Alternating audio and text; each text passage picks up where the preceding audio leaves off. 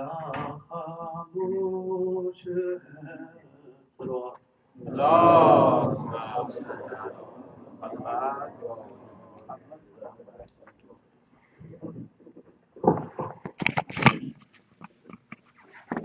Name Mohammed I sent that feedback form, so if you have completed it, you can have it hand over to women's side to Dr. Tasneem Khaji and to us here. Mashallah, thank you for filling up that form.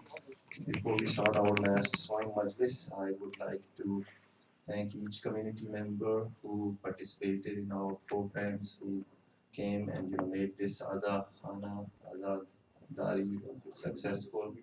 I cannot name all the brothers who participated, everybody from the board of management and everybody else who cleaned the masjid, and you have your sawab from Imam Hussain.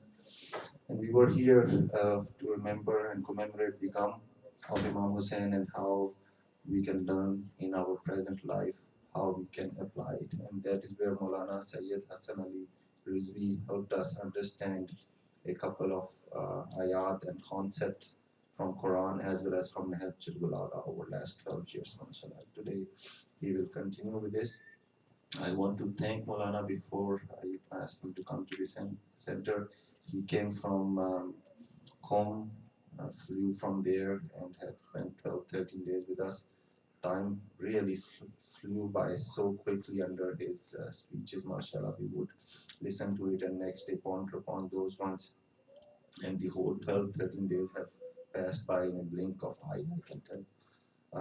I really want to thank Maulana from the board of management of Unity Center as well as from each and every community member, from myself personally, and ask for any forgiveness if we were any shortcoming which we could not do, and ask for his dua, and we do dua for Maulana to have good health and mashallah safe journey tomorrow. So in your loud salawat, I will ask Maulana to come to the center.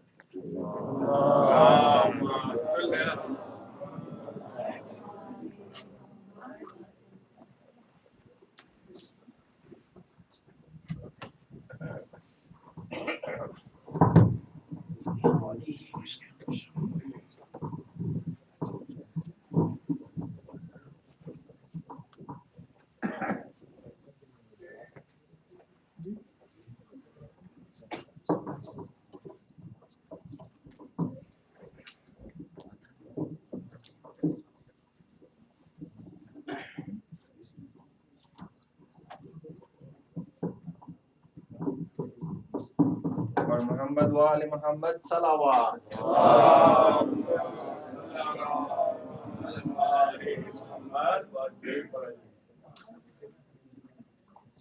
all the souls of the marhumin, marhumat, all Muslimin, Muslimat, all mu'minin, mu'minat, those marhumin, marhumat who are from the families and friends that we have here who have passed on, and all those marhumin and marhumat from all various different communities who have been spending these nights shedding tears for the love of Abu Abdullah Hussain. اللهم انقل الفاتحة مع صلوات.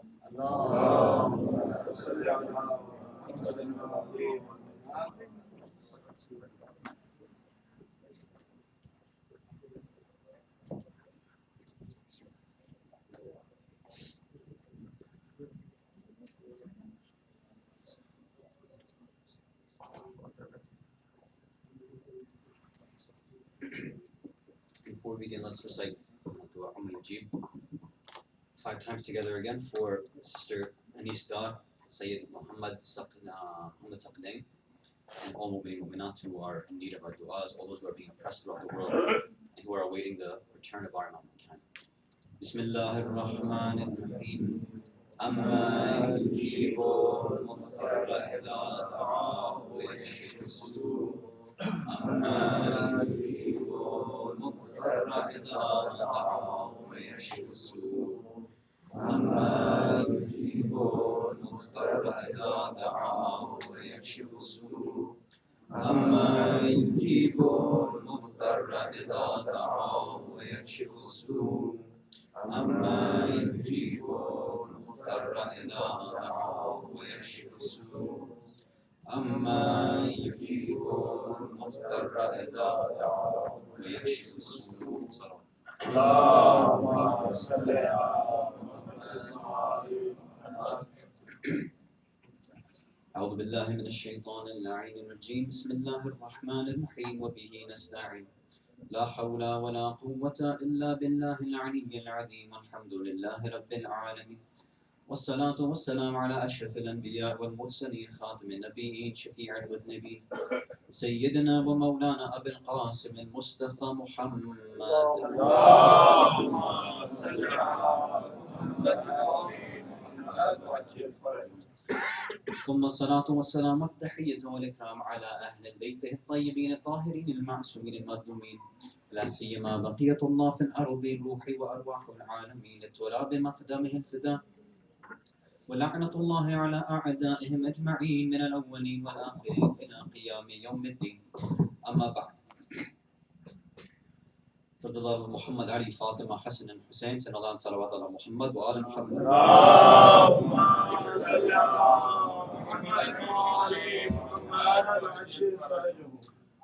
Mu'mineen, Mu'minat, brothers and sisters in Islam and Iman, Salamun alaykum jami'an wa rahmatullahi wa barakatuh.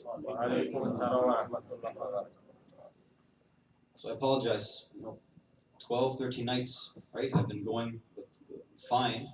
And then last night, I guess everybody's, I don't know, it should be a rule. Like I usually don't have too many requests and requirements. But the one thing I probably should have said is if you have the cold, if you have the flu, don't come shake my hand and give me a hug. Right? Or you wait till after I'm done with the speeches, then you can do it. No, but alhamdulillah, the hadith say that when someone gets sick, any person gets sick, it's Allah's way of cleaning ourselves and purging ourselves of sin. So inshallah, I got a lot to purge, so I'm really sick, alhamdulillah. Okay, so let's continue our discussion, inshallah. So we started talking about hijab, right? The verse, chapter 23, Surah Mu'minun, ayat number 5 we have reached. أعوذ بالله من الشيطان الرجيم بسم الله الرحمن الرحيم والذين لفروجهم حافظون. Those who protect their private parts. We said that the specific meaning in this ayat was about people, they shouldn't be involved in zina, fornication, adultery, things like this. But obviously we said that that's a very specific topic that needs its own specific time and place. So we started a general discussion about hijab. First thing was about whether it's actually wajib or not. We said this is something that's only recently been questioned. Throughout history, 1400 years of Islamic scholarship, Sunni, Shia scholars alike have all agreed that the hijab is wajib. So we mentioned a few of the arguments that some contemporary academics or individuals bring up. We went one by one. First argument was that the word hijab is not in the Quran, which it's very clear that the word hijab is in the Quran at least 7-8 times in different forms. Then they respond and say, no, the meaning of hijab is different. The meaning of hijab is curtain, and it's specifically that ayat you're talking about is related only to the wives of the Prophet. This was Surah Ahzab, chapter 33, verse 53. And we said that, yeah, we agree. That specific verse is only related to the wives of the Prophet, meaning if somebody came to them, they would be behind the curtain before anybody talked to them or saw them. But we responded also and said that that's not the verse that our ulama used to prove the wujub of hijab anyway. So you're bringing an incorrect argument. One point we made was that hijab is not the actual Islamic word when we're talking about a woman covering herself up. Right? It's actually called satr. Right? Sin ta re. Satr is what's referred to in our books of fiqh. So that's what they'd have to look for if they wanted to look in our books. Otherwise, the actual verse that ulama used one of the ways at least to prove the wujub of hijab is in chapter Nur, chapter 24, verses 30 to 31, specifically 31. And obviously also there's a hadith, right? And this whole argument we're saying is somebody who basically wants the Quran only. We said that the Quran only argument doesn't mean anything, right? The Quran is not a book of law, it's not a book of fiqh, it's not a book of ahkam, nor is it a book of science, nor is it a book of history or anything. The Quran is a book for hidayat, and that's it. Right? Some points will be mentioned regarding science and this and that, but we have to make sure that that's not our source of science, it's not our source of history, it's not our source of predicting the future, anything like that. It's a book of general hidayat, and if you want to figure out how it applies, this is why we go to the Ahlul Bayt, because they show us exactly what these verses mean back then and then in our time. Okay. And the reason we say that is because obviously there's plenty of ahadith which talk about the wujub of hijab. So again, let's stick to the Quran now and the argument that we use here. So in Surah Nur, 24:30, verse number 30. First, it talks about the men, right? أعوذ بالله من الشيطان الرجيم بسم الله الرحمن الرحيم. قل للمؤمنين. Okay, so first say to the mu'mineen, specifically the men. يغضوا من أبصارهم. First thing is, men, lower your gaze. Now, what this means, again, we could go on for a lecture, but it's not the point of our discussion right now. We'll leave it for now. So first to the men, lower your gaze. وَيَحْفَظُوا فُرُوجَهُمْ. And again, just like Surah Mu'minun was saying, protect your private parts. Again, it's talking about adultery, things like that, and zina. Then it says, ذَلِكَ أَزْكَى لَهُمْ. That is azka. Azka, remember, it comes from zakat, just like we had talked about a few nights ago. So obviously it doesn't have to do with money here. Azka means it's pure, it's better for you. Inna Allah khabirun bima yasna'un. Allah knows what you're doing. Allah knows what you're thinking. You can't play games with Him. So sometimes, we're living in a society that obviously people covering up is not the norm, right? Even if it's 10, 20 degrees outside, certain people will go out in short sleeves, mini skirts, things like that. So the idea of covering up and being modest is not a normal thing in this society. When that happens, obviously, especially for men, it can become very difficult, especially when we go off to university, when we go to work, and the opposite gender is dressed a certain way. So sometimes they say there's something that we do called khiyantul uyun, the treachery kind of, you do khiyanat of your eyes. Meaning you look at somebody or you look at something, whether it's on TV, whether it's in front of you, whether it's in a movie, whether it's a billboard, whatever it is, there's somebody, right, I'm talking to the men right now because this is what the Quran is referring to. See a picture of a woman, right? Based on this, sometimes we lie to ourselves and say, it doesn't affect me, it's not a big deal, I have no lust in my heart, and things like this and that. Allah saying, listen, I know what's going on in your heart, I know what's going on in your mind, you can't play games with me, right? You can lie to yourself all you want, but on the day of judgment, when you come up, I'm going to show you what you used to look at and how you felt, then you'll see the kind of embarrassment that you have. So, first rule when it comes to this idea of Islamic modesty, right, is we have to be honest with ourselves. And again, it comes to the men first. Because, whenever this topic of, covering up and hijab comes, the first thing women say is, hold on, Allah's talking to the men first. So, why are you obsessed with us? Talk to the men. So, okay, fine, we'll talk to the men. Calm down, don't worry, we'll do it. So Allah's saying, okay, so watch your eyes. If you really are not sure, it's obviously better to do ihtiyat, right? Okay. So this was ayat number 30. Now 31 begins a discussion regarding women.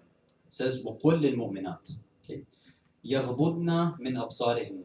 So far it's the same thing as Allah said to the men. Allah told the men, lower your gaze. Same exact thing for the women. Right, you have to lower your gaze too, right? So if you see some Calvin Klein ad or whatever, then you got to do the same thing that we have to do, okay? وَيَحْفَظْنَ فُرُوجَهُنَّ. Again, same thing. Zina is a two-way street, right? Can't just blame the other party. It's, we're making the decision to do that. So we have to be careful of that. Then this is a part that gets added in, which wasn't mentioned for men, but this is mentioned for women. This is the part we have to discuss. وَلَا يُبْدِينَ زِينَتَهُنَّ. And don't show off, don't express, don't make apparent what? Your zinat. Now, what is zinat? Again, we have to discuss that. Now, if you look in literal translations of the Quran, usually it says ornaments. Like, what do you mean? Christmas ornaments? What are you talking about here? Like, it's a weird way to translate it, but whatever. Let's leave it aside for now. We'll get back to it. So don't show off your zinat. إِلَّا مَا ظَهَرَ مِنْهَا. Okay. So don't show off, again to the women, don't show off your zinat except what's normally apparent. مَا ظَهَرَ مِنْهَا. So what does this mean? So now, again, let's bring the argument of those who are looking at this verse too, all right, and trying to say that, no, this is not talking about a woman covering up her body. So what they say is that, listen, this just means that, a woman needs to dress modestly. That's all. It's not a big deal. Right? It's not saying she has to cover her hair, nothing like that. Right? Okay. If that's the case, then we're going to have a problem with the next part of the verse. وَلْيَضْرِبْنَ بِخُمْرِهِنَّ عَلَى جِيُوبِهِنَّ. This part saying, so, literally it's saying, let down or drape down your khumr, the things that you wear on your head, over your chest. This is pretty explicit, right? Now again, they have an argument here. They say that, listen, over here it's saying, yeah, if there's something on your head, just drape it down so it covers your neck and chest. Well, that's not definitely saying that you have to cover your hair. It's saying cover your neck and your chest. That's what it's literally saying here, or if you want to read the words and kind of do a literal translation. So, okay, you're not reading enough into it. That's kind of the way we answer. So, because it doesn't say the word hair here, right? It doesn't say cover your hair. It says the khumr, those things you use on your head, call it a bandana for now. Whatever you have there, untie it and drape it down over your neck and chest. So again, their answer is that, so all it's saying here is that you have to cover your neck and your chest. Although, if you actually look into the arguments of those who don't believe in any hijab at all, right, covering up at all, they actually don't even believe in that. Like, so the literal words here, they don't believe that it means that as well. They say that no, even if a woman, whatever, shows off her cleavage or shows off her neck and wears jewelry, it's not a big deal, right? She just has to be modest. Again, whatever that means. Okay. So now what's our answer? Okay. Let's say before your son or daughter goes out, they want to go out and play, right? So before they go out, you say, make sure you tie your shoes tightly. Right? And then they go out. They tie their shoes and they go out. Now, could anybody, I mean, you might have smart aleck kids here, right? Say, oh, you never told me to put on my shoes. You just told me to tie my shoes.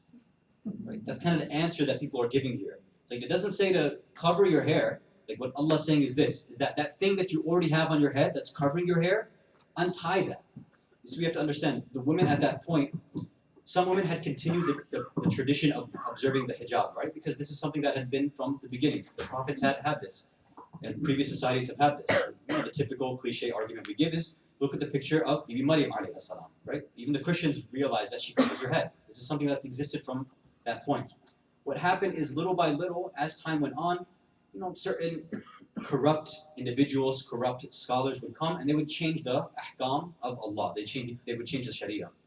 So as you see, it got more and more corrupted and more degenerated to a point basically what women from like Bani Israel, and it would continue on to that point, what they would do is instead of covering their whole body, they would take a bandana and they'd tie it around their head and they'd leave it like that, and then they would wear certain dresses so that their ears were exposed, their neck was exposed, and their chest was exposed, so they could show off their cleavage, right? Show off their jewelry and things like this. So this was something that was happening during that time.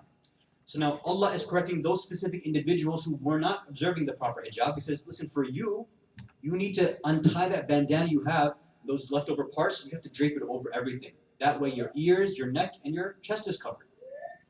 So if somebody wants to say that it doesn't literally say that you have to cover your hair, well, that's already understood.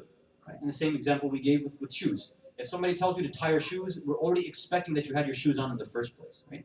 Sallu ala Muhammad wa ala Muhammad. I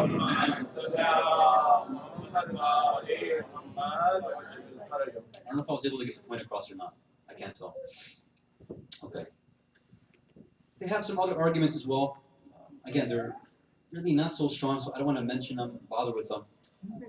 One quick thing is, again, some of them will still say, listen, this was for that time. This is just a general idea of just being modest, right? Just a woman needs to dress modestly for her time and her circumstances, her environment.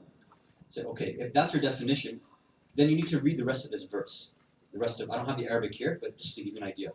The rest of verse 31 in Surah Nur then says, okay, then who does this woman have to do all this in front of?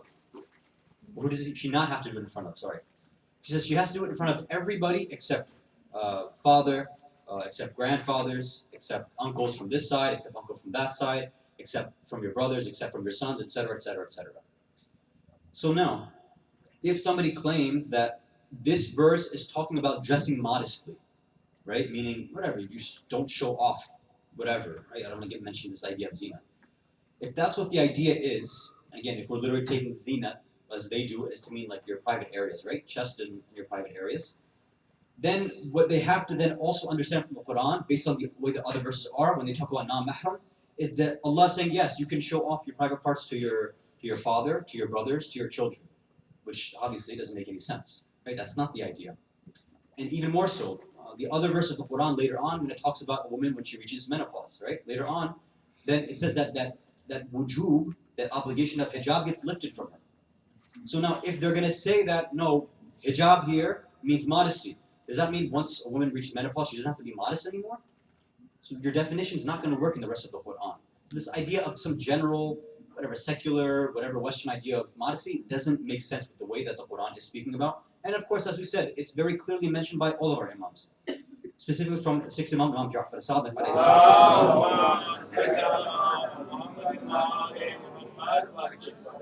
When they asked about this point, which we go back to, وَلَا يُبْدِينَ زِينَتُهُنَّ. Don't show off your zinat. So they asked him, okay, what does zinat mean here? He says a woman needs to cover up everything except her face and hands. That's what it is. So zinat is everything else except that. So, I've had this question before. I think it might actually have been raised in this community 3 years ago, just as a reminder, I guess. A lot of women sometimes forget that, at least in the school of Ahlul Bayt, it's also wajib to cover your feet. Right? Some forget this point. There are some among the Ahlul Sunnah which don't believe in that, right? And sometimes our fiqh, because we get confused, we get mixed up with that. Just to clarify it, the feet need to be covered as well. Now again, somebody might ask, okay, it doesn't mention to cover feet. Okay, it's saying everything except face and hands. We have to understand the type of clothing which was worn back then too, right? When they wore the long jilbab and abayas, things like that, or their long clothing, it would be long enough that it would cover the feet. So typically they didn't need to wear socks, right? They would have, they'd be barefoot under it, but because of the way that their dress would extend over their feet, they didn't need to, right? But nowadays, since we're wearing things like jeans or pants or shalwar kurta, things like that, then obviously the feet will be exposed. So in that case, a woman would have to figure out a way to cover her feet in that sense. Okay. Now the next question is, okay, what's this male versus female hijab? Why is it that women have to cover up everything except for face and hands, but men don't? Well, why is there a difference? And as we had mentioned before, when this discussion about hijab and Islamic modesty comes up, the women are quick to say, hold on, why are we always the subject of this discussion on hijab and modesty? Why don't we talk to the men, right? They're the first ones dressed in the Quran, which I think we did, right? We tried to talk about that. But we also have to be a bit more honest when we're using the Quran like this. Just because something is mentioned first in order of ayat, that doesn't mean it's the most important thing necessarily. It just happens to be, so fine, we'll mention it first. But we can't say, okay, Allah mentioned it first, so that's more important. That's not really a strong proof, right? You have to bring something from tafsir, something from the riwayat of Ahlul Bayt, which says because the men are mentioned first, or anything mentioned first in the Quran is more important than anything else, which is not the case necessarily. Okay, but that's not, we don't want to excuse the point that sometimes men get a little overly crazy about this idea too. The way that they understand hijab is a bit, they're unsympathetic. They're not very empathetic about the idea. We're living in a society right now where you can see women are having their scarves pulled from their head, right? This happens in public, this is happening in schools, this is happening on flights, right? Women are the subject of abuse. Muslim women are the subject of abuse. So we as men are not going to have that understanding of what they're going through. So those who kind of are a bit more forceful and wanting to establish that kind of Islamic modesty in their household need to also have that sort of empathy and sympathy that, okay, I don't understand what you're going through, so you let me know how I can help you, right? Rather than saying, you know, put this on and just suck it up, right? Now, obviously, to the women as well, it's very tough. I know that. It's a society. We can't understand as men what you're going through. And you know, sometimes people try to make the analogy that, okay, it's just like men keeping a beard. It's not the same. Obviously, it's not the same, right? Keeping a beard here is not a big deal. Because there are people, you know, men who are non-Muslim who are going to keep beards, so it's not a big deal. It's not the sign of a Muslim necessarily. But the only ones in this society who are going to be wearing their scarves a certain way outside are typically, obviously, Muslim women. We can give the example of nuns and things like that, but again, because nuns have a very specific dress, and because they don't go out very often, it doesn't really make sense to use them as an example or an analogy. So we need to understand what are some of the reasons why, one, we have women in our society who are not able to observe hijab. Again, we have to understand the symptoms without kind of attacking them. And at the same time, why are women, those who have been observing hijab, now taking it off, right? If it's fear of their lives, that's an Islamic reason. They're allowed to do that. Now, if that's the case, we have to figure out how can we build up that iftikhar, how can we build up that pride, as we said in the beginning, that identity of being a mu'min and a Muslim. Hopefully, when we especially think about what happened after, you know, from Sham al-Gharima onwards, of how they fought for their hijab, right? How they cried over the hijab. Obviously, this can be a way for us to remind the women that, you know, our great women from the past have been fighting for this type of thing. So it's a good tadakkur and a reminder for them. Sallu ala Muhammad wa ala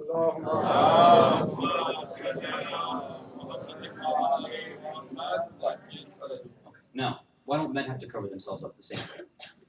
First, we have to ask a question. Do we accept that there's a biological and physiological difference between men and women? I hope we do, right? Right? Okay. So if we do that, then the first thing we have to throw out of our minds is this idea that everything has to be equal between men and women.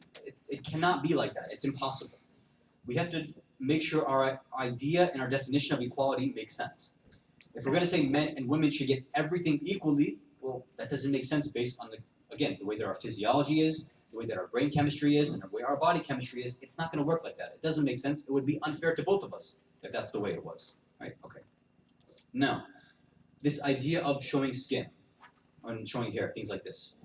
Is there any scientific evidence to show that there is some difference in perception? Excuse me. I'm going to mention one study that was recently done in 2012. It was done in the University of Nebraska, published in the European Journal of Social Psychology. One disclaimer. Again, I've been mentioning scientific and medical articles for the past few nights. Again, this doesn't mean that this is our deen, that we have to find it in science, otherwise, forget it. The reason I bring these things up is because, as I mentioned, many nights ago, sometimes we become very practically materialistic, meaning if I don't see that science is agreeing with it, then I'm not going to believe that Allah says in the Quran, or I'm not going to believe that the so-and-so imam said it. It doesn't make a difference. I have to see that it's bad for you in terms of science, right? And that's a problem, because we know that science, most of the time, well, by definition, science cannot be 100%. For most things, it cannot be, because it's relying on experimentation. Experimentation, at the very most, can get you to 99.999%. Practically, that's good. No, I'm not saying throw science out the door. Practically, it's good. We need to use science. We go to doctors and stuff like that. It makes sense. But when it comes to our deen, when it comes to our soul, science has no jurisdiction there. And these things, more important than body, is a matter of the soul. So that's why we refer to the Quran and the Hadith of the Ahlul Bayt. But again, just so, say, for kind of itminan sometimes, we can show that, listen, even in the scientific world, there are some articles, there is some proof which shows what we've been talking about here in Islam. Okay. So this experiment was done. They took a group of men and women, and they showed them different pictures. First, they showed them pictures, both men and women, in the study, and they showed both pictures of men and women. Some of the pictures they showed were pictures of men with clothing on, and then later with some article of clothing removed. And then they did the same thing. They showed pictures of women, and then afterwards, those same women, but with a certain article of clothing removed. Right? Okay. So what happened here is the idea was they were trying to understand what part of the brain, what area of the brain was kind of, whenever they looked at these pictures, which part of the brain was kind of getting set off, right? What was working in their minds? So there's two different ideas they talk about here. They talk about local processing and global processing. So what is this? They say global processing is when we take a certain thing. If you remember, go back to our idea about identity. We take one specific thing we see and we identify it with a certain category. So when certain individuals saw pictures of men or women with a certain amount of clothing on, then they used the part of the brain which was globally processed, meaning they identified these as this is a human being. And that's how they thought about it in their mind. Local processing is the way we think about objects, homes, cars, physical things. So what happened in this study, according to Sarah Gervais, the assistant professor of psychology at the University of Nebraska, and the lead author of this study. Let me quote what she says here. She says, local processing underlies the way we think about objects, houses, cars, and so on. But global processing should prevent us from that when it comes to people, right? So what does Gervais say? We don't break people down to their parts except when it comes to women. And that's really striking. So what happened was, she continues, women were perceived in the same ways that objects are viewed. So she's saying when there was a reasonable amount of clothing, when they were covered up, they were globally processed. They were thought of as human beings. When some article was taken away, some skin was shown, what happened is that part, the local processing became active, and then they started seeing them as objects, right? Now, something which is even worse now. We can't, she continues here, we can't just pin this on men. In fact, women are perceiving women this way too. Other women are perceiving other women this way. And this is why she says it could be. She says it could be related to different motives. Men might be doing it because they're interested in finding potential mates, right? While women may do it as more of a comparison with themselves. What we do know is that both of them are doing it. Sometimes when we frame this argument of hijab, we frame it just in terms of we have to protect men, and when they're looking, and they have to control themselves, and they're animals, so women have to cover up for that sake. If you remember what we've been mentioning for many nights is that we have to be careful of the way we're, again, explaining Islamic concepts, right? If you want to say it's purely this physical, carnal desire thing, it's going to be a problem, because even women are perceiving other women this way, in an objectified way. And on top of that, when a woman offers her prayers, when she offers her salat, is she allowed to pray without any clothes on? No. She observes that same hijab, doesn't she? Even if there's no other man in the room, doesn't she still have to cover up? So does hijab have to be something related to physical, carnal, sexual desires? No, not necessarily. It's something more spiritual, right? Even when you're in front of Allah and you're speaking to Allah, Allah's saying that no, you have to cover yourself up. So this shows us it's not a covering of the body, definitely, or 100%. It's there, obviously. But more so, this is something which is covering the soul, right? To what they say, according to some ulama, is that those zinat of a woman gives off certain spiritual energy. And our souls can perceive that same energy as well, both men and women. So when this goes off, it needs to be kind of contained, if you want to put it like that. And I don't mean to use these words to kind of objectify, but really this is the only way I can describe it. That kind of nur, that light which, manifests from a woman, there's only certain individuals who have the right to observe and to benefit from that nur. Based on that, this is why Allah is saying that there's certain places you need to make sure you don't show this off to everyone. One is because it's going to cause a problem for those who are looking at it. It's going to cause them issues, as we can see even in this article. Even in their brain chemistry, it'll change. But even for ourselves, it'll affect the way that we view ourselves. How does this happen? This will be the next set of studies that I want to share. If you can send a salawat ala Muhammad wa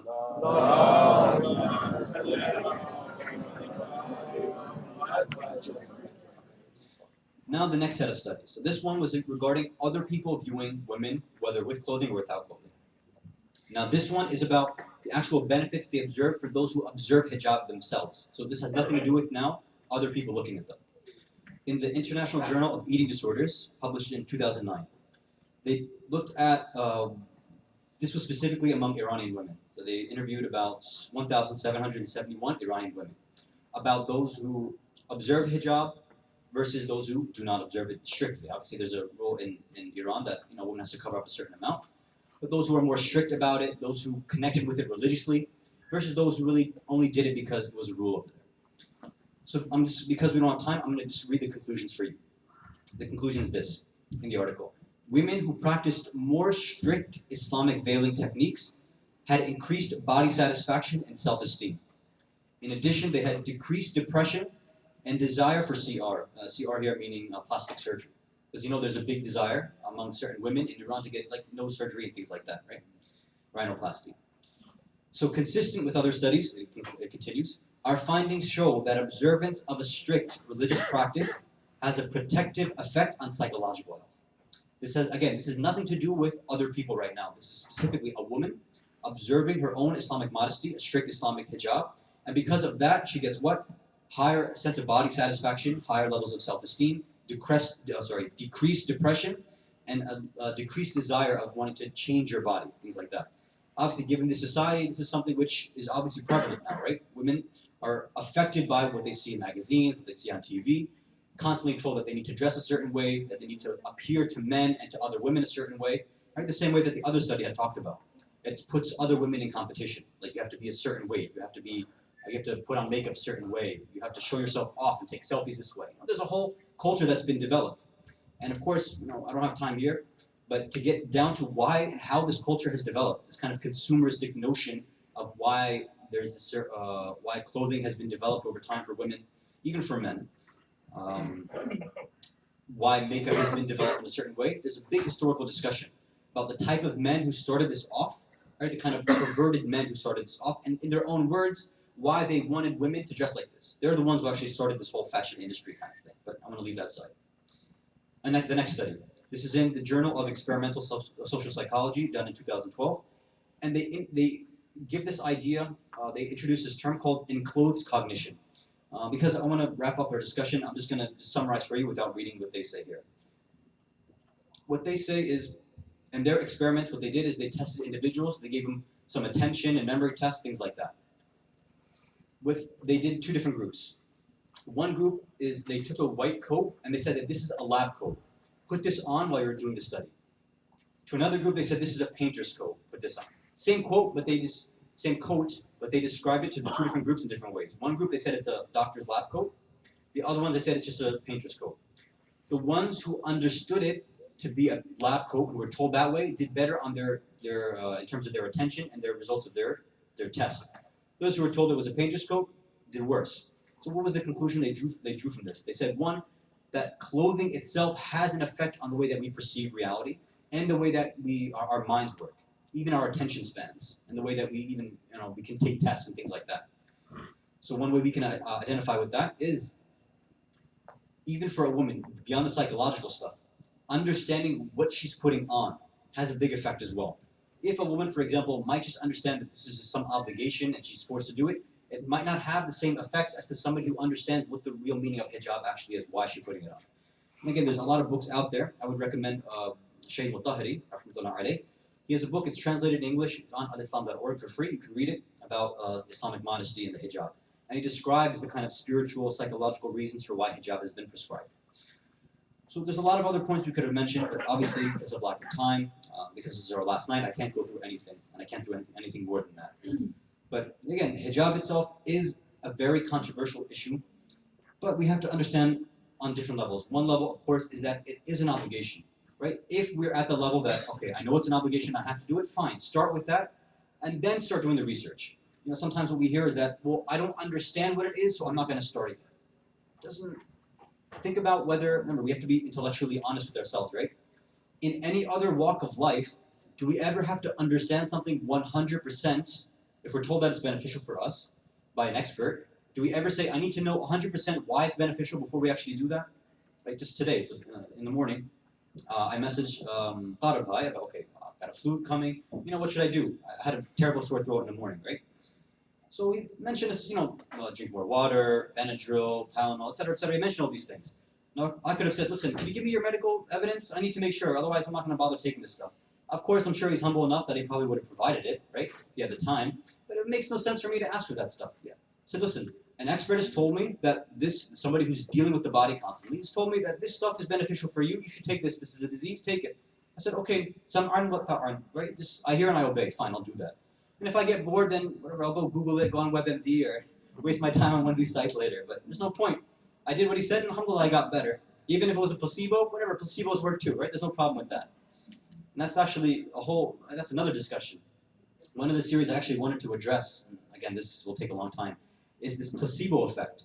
Right? In the medical world, it's discussed one way. But what does this have to do with our intellect and our spirituality?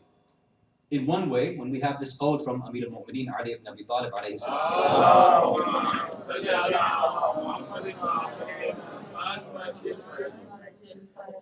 he says, the universe is in you if you only knew. The cure is within you if you only knew. Imagine if we understood this idea of this medical idea of placebo, the placebo effect, connecting it to the strength in our willpower and our spirituality. How many things would we be able to conquer in our lives? Right? But again, this would have to be, I have to research this, and maybe inshallah, if we're ever together again in the future, maybe we can open that discussion up. But again, there's so many other ways we could discuss these topics. So for those sisters here who, for example, they haven't had the ability, maybe they haven't gone up with the hijab before, and they don't know where to start, they want to do it, they don't know where to start.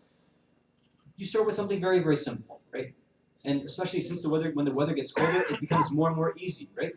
Whatever little bit you can start covering up, just start doing that. Let's say normally you're not used to wearing socks. Okay, just start wearing socks, right? Even if normally, right now, you go out without your head covered, without your, with short sleeves or with sleeveless shirts or with like tight clothing.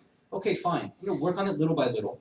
At the very least, try just putting on socks. At least one part of your thing. Now you're doing one part of the hijab. And then let's say try that for a couple of weeks, maybe 40 days, that magic number. And then say, okay, now I'm going to try to, let's say, wear clothes which are a bit less revealing, maybe something a little less tight.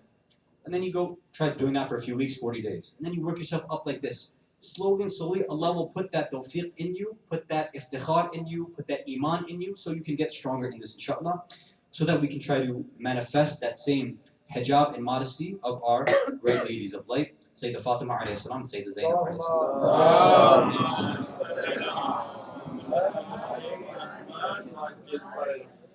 So, and again, for the men and other women who are part of the community who see sisters who, let's say, aren't observing that traditional Islamic hijab, we have to be careful with our harshness. Remember what we had said a few nights back. The fifth Imam alayhi salam said, whenever you meet somebody, what do we say inside? Huwa khayrun minni. Even if somebody's not observing it, okay, yes, we know it's a sin, but it doesn't make them a bad individual. Okay, somebody doesn't keep a beard. They're not a bad individual. There could be certain things they're going through in life that haven't given the opportunity to start it yet. Instead of me judging them, instead of me, forcefully or harshly telling them, you need to do this, and that kind of amr nahi that we think we need to do, that's not the case.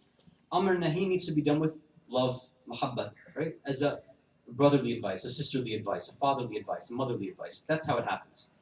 We don't have the akhlaq of Daesh. Well, because they don't have any akhlaq at all, obviously, right? When we do things, we do it the same way that the A'immah alayhi salam did. They always advise people with the utmost of love and care. I know I'm running out of time, but the story is really interesting, so I think I will mention it if you don't mind. So they say that Benazir Bhutto had visited Ayatollah Khamenei once. May Allah protect him. And obviously we know that she wasn't observant of hijab, right? The full Islamic hijab. So when she was there, obviously when women come, or even Muslims, when they come to Iran, they obviously at least put a scarf on their head, just out of respect, of course. However much hair showing, they do something, right? So when she was there in front of Ayatollah Khamenei, he wanted to basically give her the nasiha that she could start practicing. So instead of saying that you're a Muslim woman, you should be doing this, if not you're going to go to hell and your hair is going to be pulled on the day of judgment, none of that hellfire stuff. He didn't mention anything like that. And I'm paraphrasing for you. Basically, he's saying that you're a strong-willed woman. You're a role model for other women in Pakistan. Women are looking up to you. Imagine what could happen to the women in Pakistan if you started observing better hijab. Imagine that. It's like, imagine how happy you would make the daughter of Rasulullah.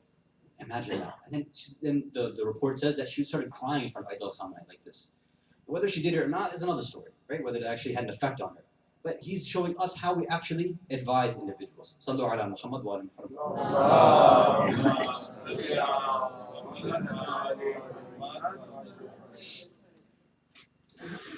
So ayat 5 now, let's finish our discussion on hijab. Ayat 6 and 7 are also related to this idea of not getting involved in adultery and zina and fornication and cheating on your spouses, or getting involved in extramarital marriages. So we're not going to mention those ayat. Now, of course, we're out of time, and because it's the last night, I just have to ask your forgiveness. I'm going to take just a few extra minutes if you don't mind, right? Just kind of conclude the discussion before we go on to Musibah. So the next ayat number 8. Ayat number 8 and 9. So number 8, the next characteristic we're talking about, أعوذ بالله من الشيطان الرجيم بسم الله الرحمن الرحيم والذين هم لأماناتهم وأحدهم راعون. The next quality of a successful mu'min is what? Is that their trusts, their word, their promises, their amanat and their ahd. Whatever word and promise they make, they stick to their word. They stick to their promises. Now this we can talk about two different ways. One is obviously the typical way we think about it. You make a promise to somebody, you make a pledge to somebody, you have somebody's amanat, you watch over it. It's very simple. And even if it's somebody which, let's say, is not the best individual, maybe we don't even like the individual. We quote from the fourth Imam, Imam Sajjad alayhi salam.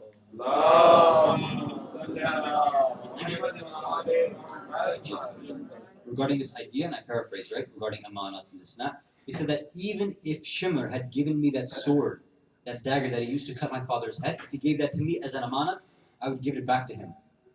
This is the value of amanat, right?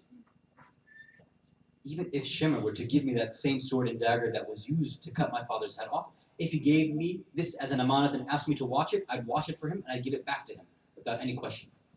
Even for somebody like a zalim like this, the Imam is saying this is how important it is to keep your word and keep your promise and protect people's property. So this is for others. A more important idea is keeping our own word. Meaning what? Sometimes we try to make promises to ourselves, right? Like, okay, I want to try to improve myself this Muharram.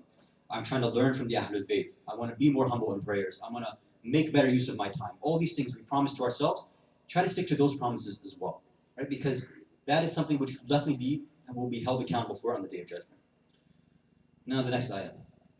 وَالَّذِينَ هُمْ عَلَى صَلَوَاتِهِمْ يُحَافِظُونَ. And people who are hafid, who protect their prayers. And we said, hold on a sec, didn't we already mention prayer a couple of ayat ago? We said, وَالَّذِينَ هُمْ لِصَلَاتِهِمْ خَاشِعُونَ.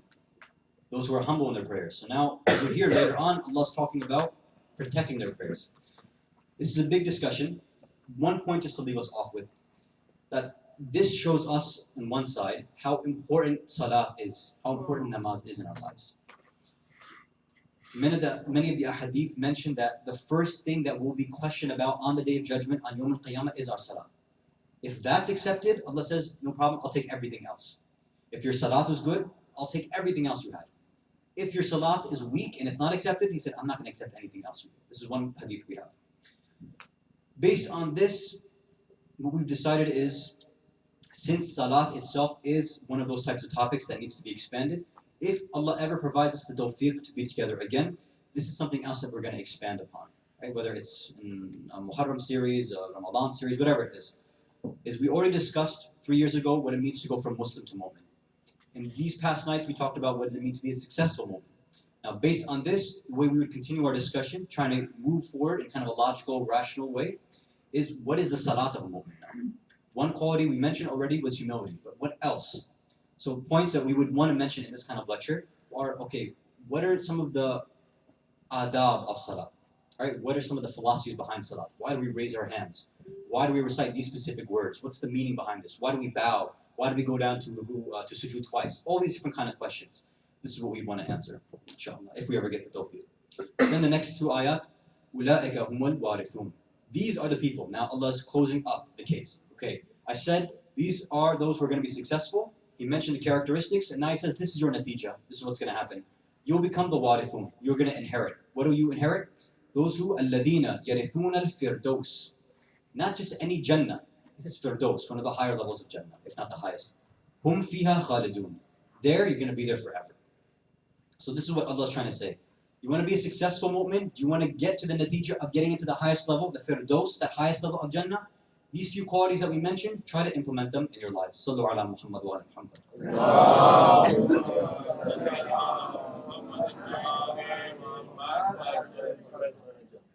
To recap all these things, and then we move on. Our objective was to become a successful mu'min. Why a successful mu'min? We said that we wanted to know how to take our faith to a higher level. What kind of level? That same level that we see in the ashab of Imam Hussein alayhi salam. What did they have in their hearts? What did they practice? Which, not just that they were there at Karbala, but in fact that Imam had called some of them towards Karbala. You know, Zuhair ibn al-Qayn wasn't originally going to be there. Imam called him. Habib was specifically sent a letter to him, right? We have, for example, Wahhab, we didn't recite the Musibah for, right? We had Christians, Jews, some narrations say Hindus, all people of different faiths passed by because of something in their hearts that had ma'rifat of Imam Hussein alayhi salam. That iman that they had in something else is what drew them to the Imam and which allowed them to become shaheed and to fight for the way of Allah. So we have to try to figure out what these characteristics are. We started first by talking about identity. We need to know on a base level, who are we in reality? What are we? How do we view ourselves? Are we American Muslims, Muslim Americans? We have this discussion. And we said that if we really want to boil it down, ideally we need to say that we are connected to Allah, that we are pure Muslims, meaning those who submit to whatever Allah wants, whatever He says. Any decision in my life, whatever I think, whatever I say, whatever I want to do, whatever I eat, all things in life, if the source is not Allah, then I'm going against my true identity. Right? It has to get sourced back to that. Any opinion I want to offer, I have to make sure I'm connected back to Allah somehow. And this connection starts with Allah. This idea of wilayat that we accept comes from Allah to all the prophets, from the last prophet to the A'immah, and from the A'immah to our ulama. Then we said, okay, so what's the difference between a Muslim and a mu'min? A Muslim is someone who just says these things, right? It's on their tongue. A mu'min, we said, is somebody who they believe these things and they act upon it as well. We said, okay, Daesh, Taliban, these guys act upon what they believe as well, right? So do Christians, everybody else does that. So we said, no, there's something different about a successful mu'min. It's the way that they perform their actions, right? So we said, okay, what's a successful mu'min? We started with Surah Mu'minun. The Islamic understanding of success was somebody who cuts out materialism from their lives. The physical materialism, meaning, you're not in love with the world, you're not in love with money and power and your job and your car and all these things. But it's also not thinking that way as well. Meaning in your heart, the way that we treat and talk to our children, the way that we look and try to make our goals in life, that we don't think materialistically. Everything we try to do has to be based on reaching kamal and improving our souls.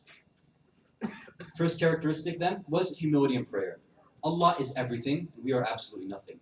Everyone out there, huwa khayrun minni. Everybody is better than me. In every instance, I need Allah's protection. I need Allah's tawfiq. I need Allah to keep my existence going.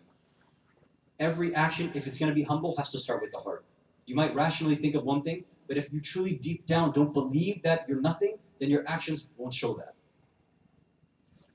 We said then the next quality is don't be somebody who wastes your time. Make sure everything you do, everything in your life is something which is spiritual, which is beneficial to you. So we said, we gave you the formula. If you can connect it back to Allah somehow, that it improves your soul, that it gets you towards helping the Imam of the time, then it becomes a spiritual action. The very simple formula is to say Bismillah before you start any action. The other way is to think, okay, if I'm going to watch this movie or play this game or listen to whatever thing, Allah help me make this beneficial in my mind, my heart and soul so I can use this new characteristic and quality to help the Imam of the time. He said music, the haram music is that which is associated with sin and that which takes us away from Allah. So it's not all kinds of music. If you have doubt, then it's halal, it's allowed. Zakat. Zakat, we said, either it's that wajib kind of thing that we have to pay, which we said we do pay as well, if you're into farming and all those kinds of things. Otherwise, it means self-purification. How do we get self-purified? We control our ego, we control our nafs. Remember the advice of the Imam. He said that whenever, the kind of conclusion of it was, if you've got two choices in front of you, or many different choices, which thing is more dear to you? Which thing do you love the most? Which thing do you want the most? What does your ego, your nafs want the most? Whatever that is, go against that. If you think that this food, like you like this food more, if you feel like I need to eat another bite, go against that. Hijab we had mentioned, so I'm not going to go through that again. Trust, we talked about that. Salat, we said it's so important that it deserves us to have another lecture series, and that we should give this vital importance. Before we start Masai, just wanted to say a few final words. First, I wanted to thank Allah for this opportunity, this experience. This is I believe my third time back to this community, and without ta'aruf and takalluf, this is one of my favorite communities. I love the feedback that everybody gives, the discussions that we had. Unfortunately, we couldn't set up a Q&A or discussion session. Inshallah, maybe next time. I think a lot of people would have appreciated that, but we didn't have the tawfiq, unfortunately, for that. So I apologize that we couldn't offer that. I also wanted to offer apologies for anybody that might have been offended by anything I said, anybody that felt insulted, if anything I said was too confusing, or like I've said before, I speak fast, I move fast, and sometimes you guys get lost in what I'm saying, and I apologize for that. And again, for those who took down my contact information, if there's anything left over that you'd like clarification on, I'd be happy to share sources with you, books with you, articles, different lecture series, anything else that you would need. I want to thank the community as well for everything they provided, all those who helped put all these majalis together. Your reward is only with Allah, right? Your reward is with the tawassut and shafa'ah of Bibi Fatima alayhi salam. Allahumma salli ala. And those who are you true azadaran, I ask you for your du'as, your sincere du'as, that you can pray for my family, my wife, my daughter, my father, my brothers, my sister, their families, especially our teachers back in Qom, who without them, without any of our teachers in our hawza, whether it's Najaf Qom or in Sham or any of our hawza that exist, without them, then none of this is available. They've been the ones writing the books, continuing this on, giving us this ability to share the history and the message of Imam Hussein alayhi salam. I also wanted to thank those who recited different types of poetry. This is a way for our hearts to understand that pain of the Imam, and this is something which is very central to our majlis. And it's something which needs to be protected and should never be cut away. This is a reason why the Imams would make sure people were always constantly reciting poetry, right? Because Islam is not just an intellectual exercise, as we had said before, it's an exercise of the heart, more so than anything else. And our heart connects to poetry, it connects to being emotional through these kinds of words. So again, if there's anything else that I can offer to anybody here, please let me know. If there is anything that was said which was beneficial, that you all had benefited from, then all thanks is with Allah. Everything which is khair only comes from Allah, nothing is from me. But any mistake or any confusing thing that I have said, or anything which was said which was incorrect or rude or insulting, any shar is from me, and I ask for your apology for that. So hopefully, inshallah, we get to see each other again sometime in the future if Allah gives us the tawfiq. For those who can make it to Iran, who can make it to Qom, I'd love to be able to help you out to arrange that for you and to host you when you come there, inshallah. Sallu ala Muhammad wa Muhammad.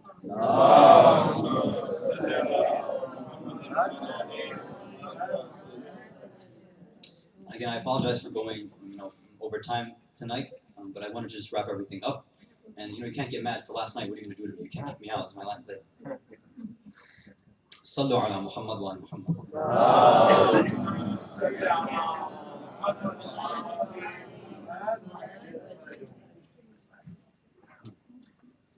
Night after night, we've been going through the different musibas, the different shahadat stories, the various ashab and family members of those who were present at Karbala. Yesterday was, some say, the culmination of all of that, where we shed tears and heard that tragic story of how everything on one afternoon took place. Everybody gave their lives for Islam. They gave their blood, they gave their families, they made their kids orphans, they gave away their brothers, everything for Islam. Then we had Sham al-Gharib, that night where the men had left, and there was nothing now but women and children. And our Bimar Imam Sajjad, and young children, maybe Imam Bakr, very young. So for some of us, they say the tragedy of Karbala has come to an end, but for the Ahlul Bayt, the Haram of Rasulullah, this is where their this is where their musibat really begins. From here onwards, the message of Karbala now has to be taken from Karbala to Kufa, from Kufa to Sham, and from Sham back to Medina. The shock of what had happened the day before was still in the minds of the women and children, still in the minds of everyone. They began to understand what was happening and began to get their minds and their hearts ready for that wazifa, that duty that was before them. They say one of the last things that Imam Hussein alayhi salam had told Bibi Zainab before leaving, before they had parted, is that, Ya Zainab, when we part on that next night, on that Sham al-Ghariba, when you leave, when you're up protecting the women and children, when you're offering your Salatul Layl, don't forget me in your Salatul Layl. Make sure you make dua for me in your Salatul Layl. This is how important Salatul Layl even was to the Ahlul Bayt. Even on Sham al-Ghariba, even on that night, Imam Sajjad and Bibi Zainab were up in Salat, up praying, offering dua. They were in sujood, reciting La ilaha illallah, haqqan haqqa, La ilaha illallah, haqqan haqqa. People who had just seen their whole families being slaughtered are thanking Allah, understanding the reality of Allah, understanding that they are nothing and Allah is everything. The Mal'un, when they saw Imam Sajjad, they said, why is this person still alive? Why is Ali ibn Hussein still alive? He was lying critically. They say, some narrations say that Bibi Zainab had taken the mattress from the tent and pulled it outside. So Imam was laying outside on the mattress outside. When they saw this, they wanted to kill him then too. But the orders were given, no, he didn't take part in the war and he's sick. We can't kill someone like this. And now, this is when the true gham of Ahlul Bayt begins. The soldiers come forward and they begin their dhulm on the members of Ahlul Bayt. Shimr comes forward with his whip. When he sees Imam Zain al-Abidin, he turns him over and begins whipping him on the back viciously. Then he calls for shackles, iron chains and shackles to be brought. They pick him up, they put chains around his arm, around his wrists, they tie it to his feet and they tie it to his neck. Mu'mineen, do you know that when the Arabs had iron collars, when they put it around prisoners, they had the nails and the screws from the outside going in. Why? So that those nails and screws, they would rub against the neck of the individual. So if he wanted to lift his head or lower his head, that nail would scratch him and cause him to bleed. This is the pain Imam Sajjad alayhi salam had to go through from Karbala to Kufa, from Kufa to Sham. They say that these spikes, these nails were so tight in his neck, you know, he couldn't move his neck 1 inch. And this heat of Karbala, the sun of Karbala, was burning down on him. So he had these burning nails cutting down on his neck. Imam Bakr narrates that when I was giving my father ghusl when he had passed, I saw, when I turned him around, I saw that there were still lashes from Shimr's whip left over on his back. I saw on his neck there was harsh bruises, deep bruises left over from those collars and chains that he had there. They say Imam Sajjad would faint at times because of the pain and because of the illness that he still had. Then they grabbed ropes and they tied the women and children together and they put them on camels but without saddles, so that as they would go through, every step the camel would take, they would feel the pain of this. When Imam Sajjad saw that, Umar ibn Sa'd, and the soldiers were taking the women, Imam Sajjad told them, don't touch our women, Ya ibn Sa'd, you have no right to touch our women. Imam Zain al-Abidin, in his chains and his shackles, began to help the women one by one. Then, when this was done, then Imam Sajjad was there and said, who's there left to put me on my camel? Zainab was called. Zainab, you put Hussein on his horse, now come and take care of Imam Sajjad. You have to help your Imam, he's all alone in this. And this is when Zainab again turns to the river Furat, says, Abbas, Abbas, where are you? You were there to help everyone else before. Abbas, you were there when we left Medina, now where are you now? Look at us in chains and in ropes. Imam Zain al-Abidin, and now all the women and children are on these horses. With this weakness, even when Imam was on this camel, when they brought him there, Shimr came again behind, and when he saw that the Imam couldn't keep his balance, he would whip him over and over again and said, stop falling down. Then after this, Umar ibn Sa'd gave another order. He said, soldiers, take these women and children through the battlefield so they can see the way that their bodies have been left, so that they can see their families and friends left like this on the sands of Karbala, without kafan, without clothing, without ghusl, with nothing. The forces of Yazid had buried their own soldiers, but the forces of Hussein had been left there alone on Karbala. When Imam Zain al-Abidin first saw his father's body for the first time without a head, being trampled, his chest was caved in, Zainab said that Imam's face became pale. And Zainab looked at Imam and said, Ya Imam, why do you look as if your soul is about to leave your body? My aunt Zainab, why should I not die when I see my father, my Imam, in such a state? When I couldn't protect him, I could do nothing for my father. So Zainab wanted to distract her Imam, to make sure that the Imam wouldn't lose and die right there. So she threw herself off the camel while her hands were still tied in ropes. The women would fall down one by one and they would cry, Wa Husayna, Wa Husayna. So the attention would be taken away. Zainab threw her body on top of the Imam's body and said, Rabbana, taqabbal minna hadha al-qurban. The women didn't want to leave the body of Hussein like this. Umar ibn Sa'd and Shimr began beating the women one by one and putting them back on the camels. When the Qafilah had returned, when it had finally made its 15+ hour journey to Kufa at night, Zainab was probably thinking, 20 years ago when I entered the city, I came as a princess. I came as the daughter of Ali. I came as the daughter of an Imam. And now look at Zainab coming tied together as a prisoner. They say when Imam was in Kufa, when he had received word that Zainab was entering Kufa, he said, leave Zainab outside. Make sure that she doesn't come when there's daylight, because I don't want my princess Zainab to be seen by other individuals. When it turns to nightfall, then you can bring her in. Now look at Umar ibn Sa'd, the Mal'un. He says, right now it's nightfall. We want everybody to see. So wait till it becomes daytime. Let these women and children suffer outside. When it becomes day, then we'll bring them into the streets of Kufa so that everybody can see what happens when they go against Yazid. When they were taken and paraded through the streets of Kufa, Zainab was then crying, Wa hijaba, wa niqaba. Some of the people of Kufa were laughing. Some of them were crying and wondering, how could we have allowed the Ahlul Bayt? How could we have allowed them to come to a place like this? Why couldn't we protect them? Some from the rooftops were throwing water on top of the Ahlul Bayt. Some were throwing rocks. Some were throwing fire on them. There was one person holding the head of the Imam and says, look at me. Ana qatil al-Hussein. I'm the one who has the head of Hussein. Zainab says to him, no. Don't say that you've killed him. Say that you've killed the Hujjat Allah. Say that you've killed the son of Ali al-Murtada. Say that you've killed the son of Ibn Zahra. Say that you've killed the son of Rasulullah.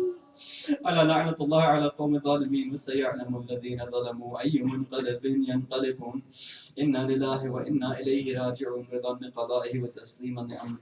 Ya Allah, we ask you by the right of Muhammad and Ali Muhammad, by the right of all the Shuhada of Islam, by the right of the gham and musibah of the Haram of Rasulullah, of Imam Sajjad, of Bibi Zainab, of Kulthum, and all those who were paraded throughout the streets of Kufa and Sham back to Medina. We ask you to forgive all mu'mineen, mu'minat, muslimin, muslimat, all of our marhumeen, marhumat. Forgive us for our sins. We ask you to give us the tawfiq to be better Muslims, to be proper followers of your message, of your sunnah, of your akhlaq. Help us improve ourselves, especially in these nights when we remember your gham and your musibah. Give us that tawfiq. Help us understand the station of the ashab of Imam Hussein so that we can become successful mu'mineen. So inshallah, when the Imam of the time returns, he looks to us as a proper jamaat and a community to lead his message, to become his Shia, his supporters and defenders. Wa akhiru da'wana and alhamdulillahi rabbil alameen. Matim Hussein.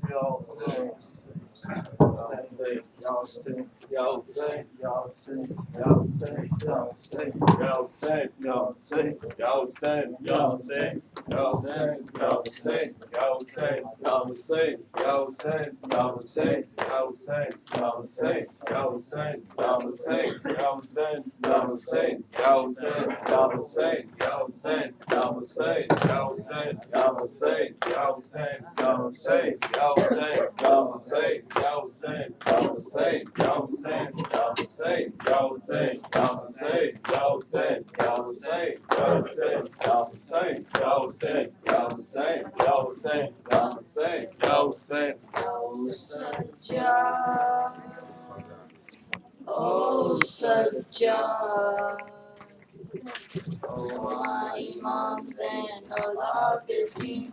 O my Imams and Allah Bidin. O Sajjad, you taught us the art of supplication. You showed us our illustration to make Islam our life's foundation, and how to ask Allah for salvation. Such is your status, O holy soul. You made Allah's love your only goal. Oh my Imam, oh my Imams and Allah Bidin. Oh my Imams and Allah Bidin. Oh Sajjad, you are the great grandson of Muhammad. Inside your veins flows the purest of blood. You came down from heaven like a rosebud and left your scent forever in this world. Your name will live on forever now. Till death you'll be in our hearts we bow. Oh my Imam, oh my Imams and Allah Bidin. Oh my Imams and Allah Bidin. Oh Sajjad, you were in prison, your feet were in chains, and on the chains splattered were your bloodstains. Inside your heart were the scars of those pains of what you saw that day on the hot plains. Oh, you are patient, personified. You thank Allah though your hands were tied. Oh my Imam, oh my Imams and Allah Bidin. Oh my Imams and Allah Bidin.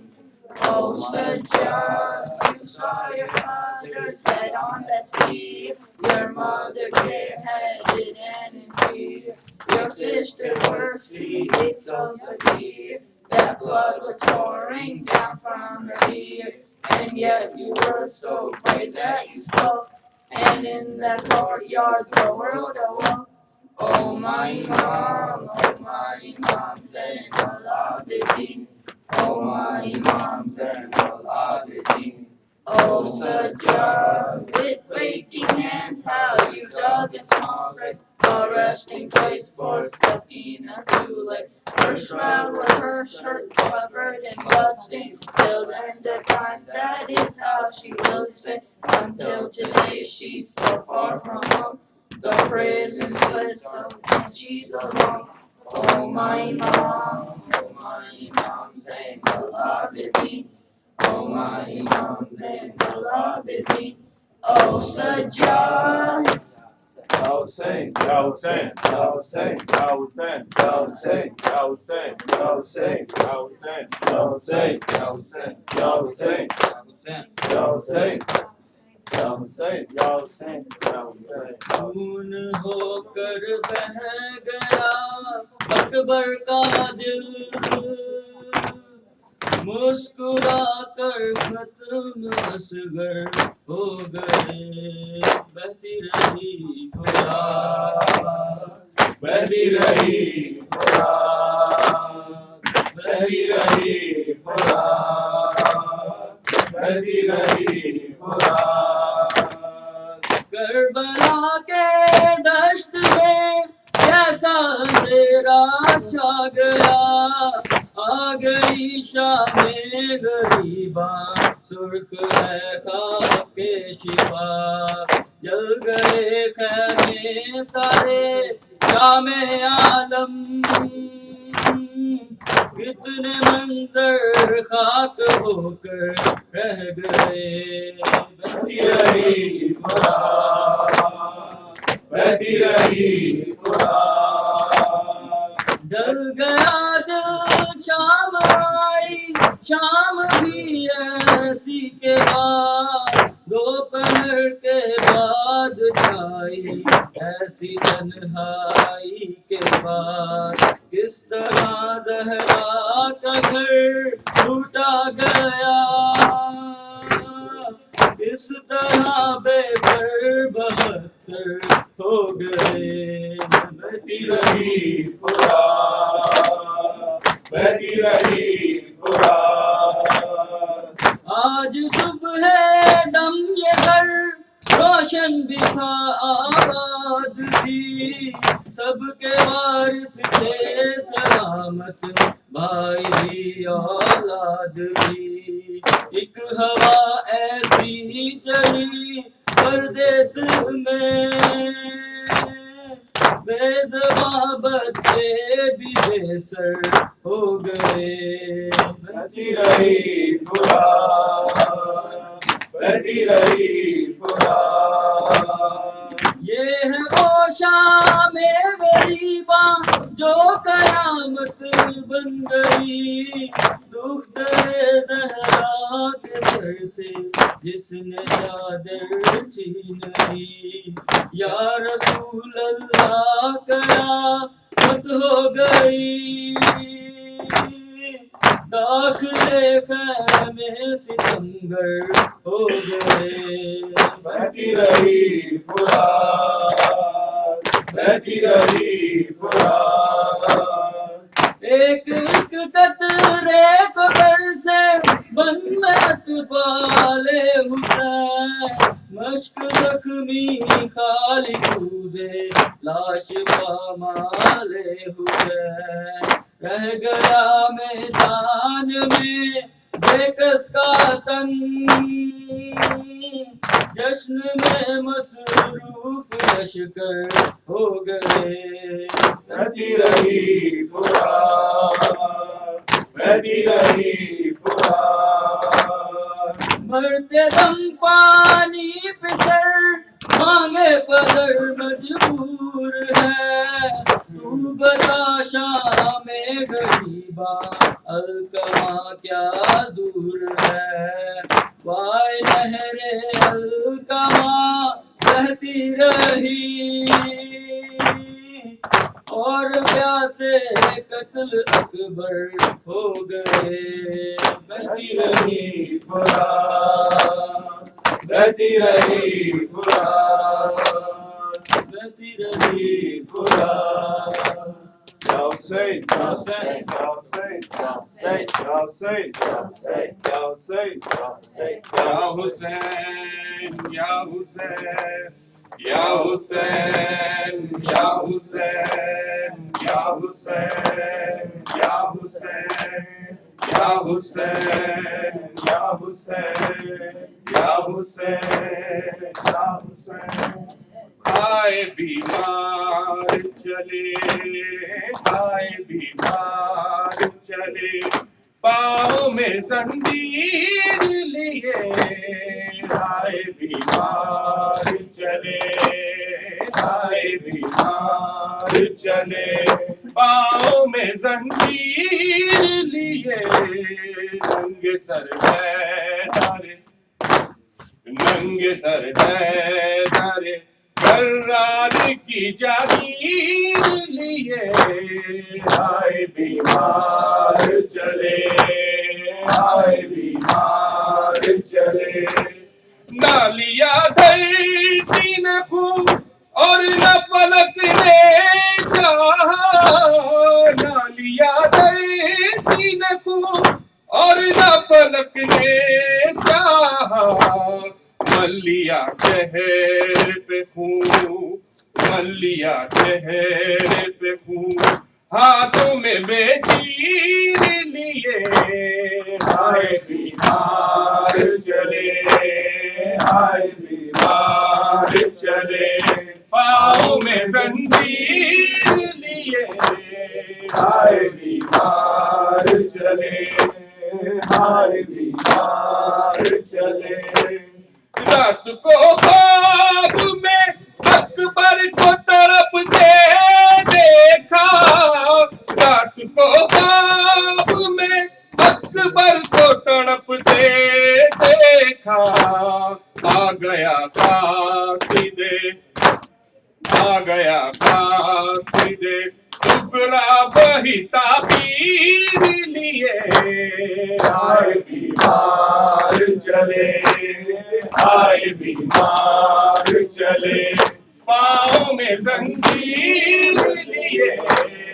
آئے بیمار چلے، آئے بیمار چلے. دیکھ کر ٹوٹا علم چادر سر سے کر کی دیکھ کر ٹوٹا علم چادر سر سے کر کی دور دریا ہے نظر دور دریا ہے نظر آنکھوں میں ہے تیر لیے ہائے بیمار چلے ہائے بیمار چلے پاؤں میں زنجیر لیے ہائے بیمار چلے ہائے بیمار چلے حسین حسین حسین حسین حسین حسین حسین صلی اللہ محمد السلام عليك يا أبا عبد الله وعلى الأرواح التي هلت بفنائك عليك مني سلام الله أبدا ما بكيت بكي الليل والنهار ولا جعله الله آخر العهد مني لزيارتكم السلام على الحسين وعلى آل ابن الحسين وعلى أولاد الحسين وعلى أصحاب الحسين السلام علیکم یا غریب الغرباء السلام علیکم یا معین الضعفاء والفقراء السلام علیکم یا سلطان یا علی بن موسی رضا برحمۃ اللہ وبرکاتہ السلام علیکم یا صاحب اسلم الزمان الامان الامان الامان من فتنة الزمان السلام علیکم یا خلیفۃ الرحمن السلام علیکم یا شریک القرآن السلام علیکم یا مظہر الایمان السلام علیکم امام زمان حاذ عجل اللہ فرجک وسهل اللہ مخرجک السلام علیکم ورحمۃ اللہ وبرکاتہ حیدری نعرے حیدری حسینیت حسینیت یزیدیت یزیدیت نعرے حیدری Thank you very much. I separated this form, feedback form, evaluation form. If you didn't get it, I know I ran out of it. You can ask us and we will give it to you or email you and make more copies. Maulana said if you write down your topic which you want or have a question, you can write your email and he will reply to it. Next Saturday, inshallah, on the 22nd, we have an overnight program in Urdu. So try to end that.